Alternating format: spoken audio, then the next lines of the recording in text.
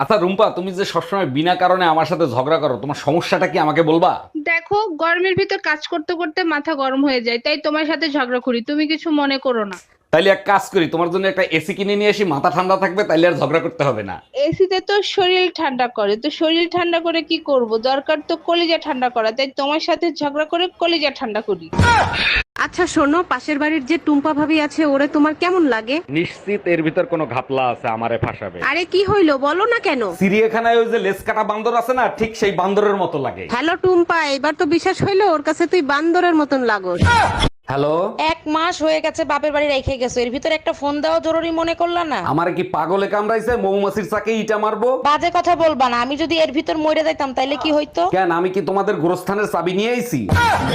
আমার এই পাগলা কুত্তায় কামড়াইছিল, বিয়ে কইরা সংসারের ঘানি টানতেছি। এই তোমার হাতের কাজ হলে এদিকে একটু আইসো তো, জরুরি দরকার আছে। তোমার লজ্জা করে না? বিয়ে করে বউ এনে কাজের বুয়া বানায় রাখছো। তোমার লজ্জা করে না ঘরের কাজের বুয়া হইয়া ঘরের মালিকের সাথে একই বিছানায় ঘুমাও? এত ভালোবাসা বোর জন্য বোর কবরে প্রতিদিন বাতাস করেন? বউ বলছিল কবর শুকানোর আগ পর্যন্ত বিয়ে না করতে। ও আচ্ছা, এর জন্য এত ভালোবাসা দেখাচ্ছেন? প্রতিদিন কবর শুকানোর জন্য বাতাস করি, কোন শালা রাতে জানি পানি ঢেলে দেয়। আরে অরুণ ভাই, আপনার মাথা ফুললো কি করে? আর ভাবি বলেন না, ঘরে 3 দিন ধরে হলুদ নাই, বউ হলুদ আনতে বলছিল, আমার আনতে মনে ছিল না, বউ বেলুন দিয়ে বাড়ি মারছে। অরুণ ভাই, আপনি এক কাজ করেন, ফোলা জায়গায় সুন্দর করে হলুদ লাগাই দেন, দেখবেন ফোলা কমে গেছে। আবালের মতো কথা কইলেন ভাবি, ঘরে যদি হলুদই থাকতো তাহলে কি আমার মাথা ফুলতো? ও আমার রসের ভাবি, এই ফোনটা তোলো তো। আমি রিসিভ করছি, কথা বলো। হ্যালো। হ্যালো জান, কি করো? কে? আমি টুম্পা, সোনা পাখি। কন্টুব্বা। বুঝতে পারছি, দরজাল বউটা তোমার পাশেই আছে। Hello Google. গোপন তথ্য জানতে এক চাপুন।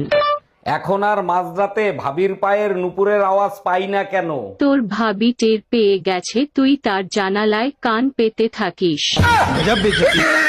ভাই, আপনার ফ্যামিলিটাই সুন্দর, যখন মন চায় তখনই রোমান্টিক হতে পারেন। তার মানে কি বলতে চান, ভাই আপনার সাথে রোমান্টিক হয় না?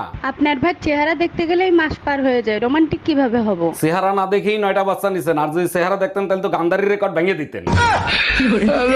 আরে ভাবি, ওইখানে উঠছেন কেন? ওইখান থেকে পড়ে গেলে তো মরে যাবেন। অরুণ ভাই, মরার জন্যই তো আসছি, আমি আপনার ভাইয়ের যন্ত্রণা আর সহ্য করতে পারছি না। মরেন, সমস্যা নাই, তার আগে বলেন ভাইয়ের নাম্বার কি আগেরটাই আছে না নাম্বার পাল্টাইছে? অরুণ ভাই, ভাইরে ফোন দিয়ে লাভ নাই, আমি আমার সিদ্ধান্ত পাল্টাবো না। আরে ভাবি, তার জন্য না, আমি শুধু ফোন দিয়ে জিজ্ঞেস করবো কি যন্ত্রণা দিছে, আমিও ট্রাই করবো, আপনি লাভ দেন। আচ্ছা শোনো, আমাদের বিয়ের কথা কি তুমি বাসায় বলছিলা? হ্যাঁ বলছি, কিন্তু বাসা থেকে রাজি হচ্ছে না, কি করব বলো তো? তুমিই তো বলছিলা তোমার এক কথাই নাকি তোমার বাবা মা রাজি হয়ে যাবে। আরে বাবা মা তো রাজি আছে, কিন্তু স্বামীকে বোঝাবো কি করে? উফ, গরমে বাইরে থাকা যায়, পুরো মাথাই নষ্ট হয়ে গেছে। গরমে মাথা নিয়ে বাইরে গেছিলা কেন? ফ্রিজে রাইখা যাইতা, তাহলে আর নষ্ট হইতো না। দেখ, তুই আমার চোখের সামনে দিয়ে সর, তা নাহলে আমার মেজাজ খারাপ হয়ে যাবে। তাহলে মেজাজটা দাও, ফ্রিজে রাইখা দিই, তাহলে আর খারাপ হবে না। এই জানো, একটা ছেলে না আমাকে দেখতে দেখতে ড্রেনে পড়ে গেছে। বলো কি, তাই নাকি? গায়ের রং ফর্সা, মাথায় হালকা টাক আছে, ছেলেটা দেখতে কি এরকম? হ্যাঁ হ্যাঁ, একদম ঠিক পড়ছো। তুমি কি চেনো নাকি তারে?